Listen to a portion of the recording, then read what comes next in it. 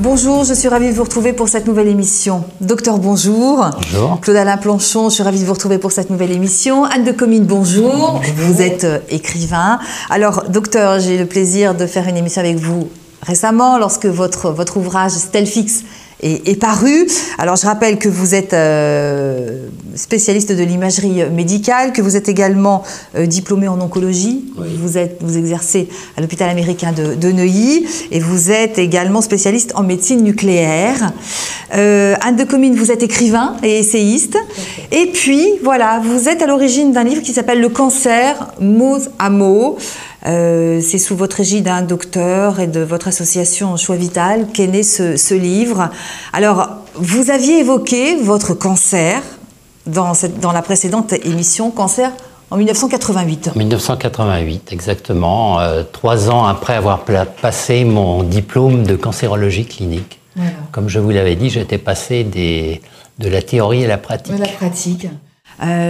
Chimio, les traitements. Chirurgie lourde, chimiothérapie lourde, avec un pronostic effroyable de quelques mois, et ça fait 23 ans. Comme on dit, eh ben, grâce à Dieu, tant mieux. Alors, racontez-moi votre rencontre et puis la naissance de l'association Choix Vital. Écoutez, suite à mon cancer, donc j'ai cherché à partager le cadeau qui m'avait été fait d'avoir survécu à cette maladie de très mauvais pronostic. Et quand on cherche, on trouve. Donc j'ai rencontré la présidente américaine de Vital Options International. J'ai fait des congrès de cancérologie avec elle, des émissions de radio et de télévision, surtout aux États-Unis. Et au bout de quelques années, elle m'a proposé de créer la branche française, qui est Choix Vital Parole et Cancer, que nous avons créé en 2002 et nous allons fêter l'année prochaine nos 10 ans d'existence. Anne de Comines, comment vous êtes intéressée à l'association ? C'est à la fois un hasard de circonstances et en même temps une part de ma vocation, puisqu'à l'origine je suis auteure, créatrice de récits de vie. Donc je travaille aux récits de vie personnels, individuels ou collectifs. Alors à l'époque, je m'intéressais à des causes humanitaires de près et de loin, et mon cheminement m'a amené à la Maison des associations de Neuilly, où il y avait une réunion de Choix Vital ce jour-là. Donc progressivement, des liens se sont créés, et il est certain que le docteur Planchon avait à l'époque l'idée de réaliser un livre de témoignages plutôt vivant et ne pas faire un livre larmoyant. Alors, donc c'est comme ça que les choses ont démarré. On va y venir parce que c'est vrai que c'est vous qui avez recueilli les témoignages. Docteur, j'ai quand même envie de vous poser une question. Est-ce qu'aujourd'hui, parler du cancer, c'est encore, on va dire, quelque chose de tabou ? Oui, alors affirmatif, ça, le cancer est encore tabou. Ça tient à 2 chiffres, environ 300 000 cas de nouveaux cancers dépistés par an, et puis malheureusement encore 150 000 décès par an. Donc le cancer est une maladie qui fait peur, qui est stigmatisante justement par la peur, par le saut dans l'inconnu. C'est une maladie où les facteurs émotionnels jouent un très grand rôle, et puis stigmatisante aussi par les effets secondaires des traitements lourds. Alors, docteur, vous dites, vous, effectivement, le malade, voilà, quand vous parlez de votre maladie, vous dites le malade est soudain projeté dans un monde étrange. Le cancer est un combat à l'issue incertaine et ce voyage à travers l'inconnu est inquiétant. Le cancer est une collision terrible entre un malade et son destin. C'est pas possible, ça ne peut pas m'arriver à moi.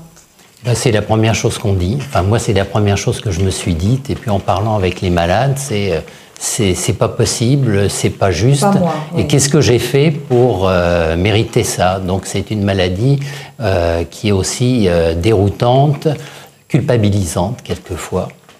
Est-ce que le fait que des personnalités comme Bernard Giraudot, qui avait pris la parole publiquement plusieurs reprises pour dire « j'ai un cancer », récemment, pas plus tard qu'il y a 10 jours, Jean-Luc Delarue a annoncé son cancer de l'estomac, est-ce que le fait que des personnalités disent au grand jour « oui, je suis malade et oui, je suis soignée », aide un petit peu quand même à libérer la parole? Alors ça aide beaucoup parce que les membres de l'association sont toujours très contrariés quand un journaliste annonce telle personnalité est décédée d'une longue maladie.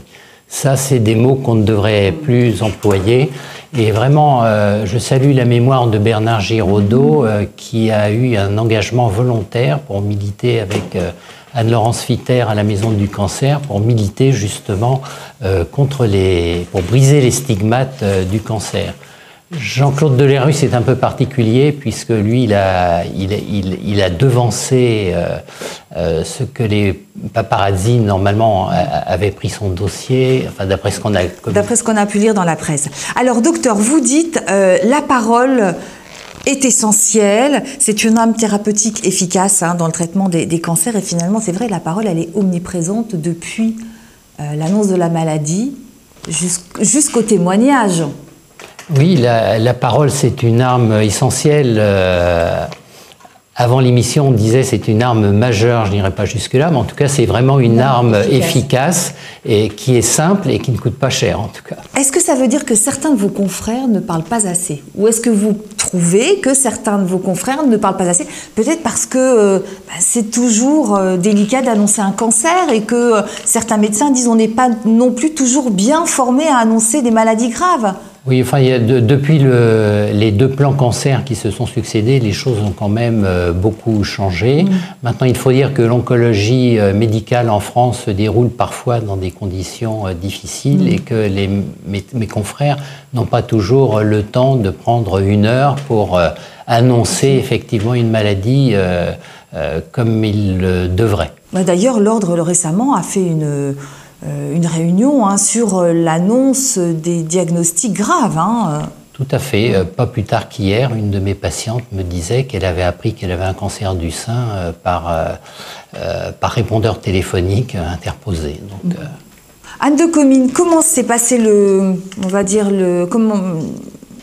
témoignage? Comment vous avez recueilli ça? Les gens ont parlé facilement, forcément, dans l'association? Alors, à l'origine, les gens qui paraissent dans ce livre sont volontaires. Ils m'ont contacté, je les ai interviewés et j'ai recueilli à la fois un chemin confident, c'est-à-dire des confidences, des manières de libérer des non-dits, et puis en toute confiance. Et puis d'autre part, ce qui était important, c'est que tous ont utilisé cette maladie pour transformer leur existence. C'est ce qui fait que ce livre est profondément vivant. Et qu'ils en ont parlé librement, souvent comme de quelque chose de passé, puisque dans l'ensemble, ils l'ont traversé et en sont sortis.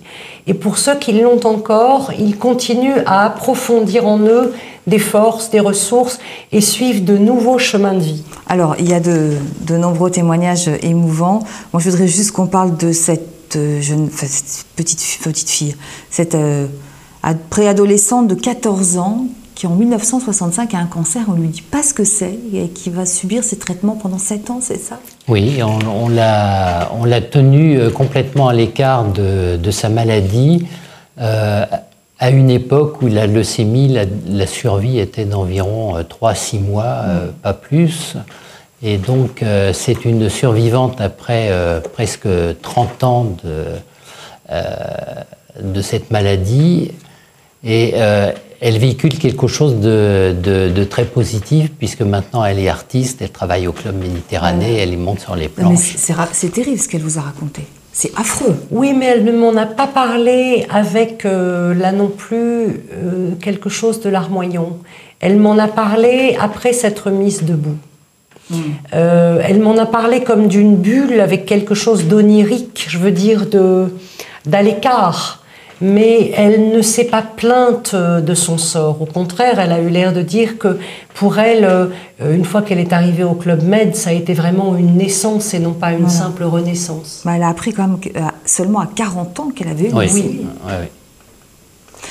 Et puis il y a cette femme qui a une double ablation des seins. Oui. Alors, elle aussi en a parlé avec un certain art. C'est elle qui parle de l'art de la photo, du fait qu'elle-même s'est mise au dessin, elle s'est mise à des travaux artistiques, non seulement pour s'extérioriser, mais pour trouver en elle le trait droit, en quelque sorte.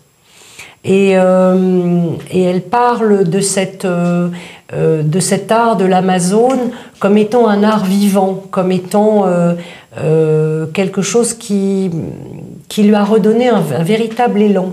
Alors il y a des femmes qui refusent la reconstruction mammaire, docteur. Oui, mais c'est pas aussi catégorique, puisqu'il y a une personne, Sylviane, qui témoigne dans ce livre, qui a subi une ablation. Lorsque je lui ai dit que peut-être ce serait bien un jour de voir un chirurgien plasticien, elle m'a dit « Oh, à mon âge, absolument pas question ». Et puis un an après, elle m'a demandé l'adresse de mon collègue chirurgien, elle s'est fait faire une reconstruction. Donc il faut que ça mûrisse. Voilà, alors tout ça, c'est plein d'optimisme, et tant mieux. Alors vous dites, docteur, grâce à mon cancer, je suis devenu moins impulsif, plus ouvert et plus tolérant, je vis plus intensément et je goûte chaque jour davantage. Il est vrai qu'une maladie comme un cancer grave, ça permet de prendre un certain recul et d'aller à l'essentiel. Et je me souviens qu'un soir, en sortant d'une conférence avec Selma Chimel aux États-Unis, elle m'avait dit « Vous verrez qu'un jour, vous considérez votre cancer comme une chance ». Et je peux dire que ce jour est arrivé. Anne de Comines, comment est-ce qu'on ressort après, j'allais dire, avoir recueilli autant de témoignages? J'allais dire peut-être plus vivant, plus soucieux des choses qui peuvent importer dans l'existence. J'ai eu l'impression d'une traversée en profondeur. Beaucoup de force, beaucoup de ressources humaines m'ont soutenue au travers de tous les discours, de tous les gens interviewés. Une volonté de faire quelque chose de sa vie, quelque chose de plus, voilà, quelque chose qui est au-delà de nous. On disait avant de commencer cette émission que les gens qui sont malades sont en proie finalement à des difficultés dans leur vie professionnelle, sociale. Vous le ressentez vraiment? Vous avez vraiment l'impression qu'il y a des portes qui sont fermées? C'est l'impression que j'ai eue au travers de certaines personnes interviewées dans ce livre. Notamment dans le chapitre attribué à la psycho-oncologie, on dit qu'il n'est pas possible d'en parler dans son milieu professionnel. Mais pourtant, quand on a de la chimio, docteur... Oui, mais quand même, le cancer cultive le non-dit justement dans le milieu professionnel. On veut retourner travailler comme avant, et puis d'un autre côté, on aimerait bien une certaine empathie de la part de ses collègues. Et les collègues, eux, n'osent pas justement montrer qu'ils ont de la compassion, de l'empathie.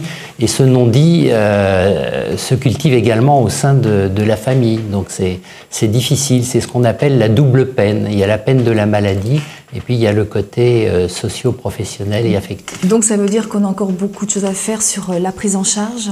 Certainement, certainement. On a par exemple quelques membres femmes, lorsqu'elles ont annoncé qu'elles avaient un cancer du sein à leur famille, par exemple, le mari les a quittées. Et elles doivent faire face à un cancer et en plus faire face à un effondrement de leur vie sociale. En conclusion, qu'est-ce que vous retiendrez de tout cela? D'abord, une grande verticalité, une grande force humaine, je redis le mot que j'ai dit tout à l'heure, une volonté non seulement de renaître, mais de renaître doublée de force vive. Docteur Claude-Alain Planchon, la préface est signée Daniel Serin. Hein, voilà.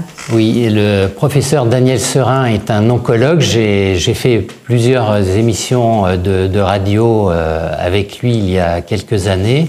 Et c'est vraiment un des pères de la psycho-oncologie moderne. Et c'est quelqu'un que j'aime beaucoup et qui compte beaucoup justement dans la lutte contre les stigmates du cancer. Voilà, la parole participe à tous les moments de cette maladie. Des progrès essentiels ont été réalisés dans la reconnaissance de la parole comme acte de soin et de nécessité thérapeutique. Tout à fait. La parole, comme je le disais tout à l'heure, c'est essentiel, c'est efficace et ça coûte pas très cher. Donc la sécurité sociale est contente. Bon, écoutez, en tout cas, voilà, on recommande à tous vos confrères Le Cancer, mots à mots, association Choix Vital, Parole et Cancer. Merci. Docteur, d'être venu nous parler, finalement c'est vrai, de ce sujet qui nous concerne tous, parce que personne n'est à l'abri effectivement demain d'être malade. Et puis tant qu'on en parle, c'est qu'il y a du positif. La parole. La parole. Merci beaucoup, docteur. Merci, Anne de Comines. Eh bien voilà, c'est la fin de cette émission. Je vous rappelle le titre du livre paru aux éditions Josette Lion, Le cancer, nos amours. À très bientôt.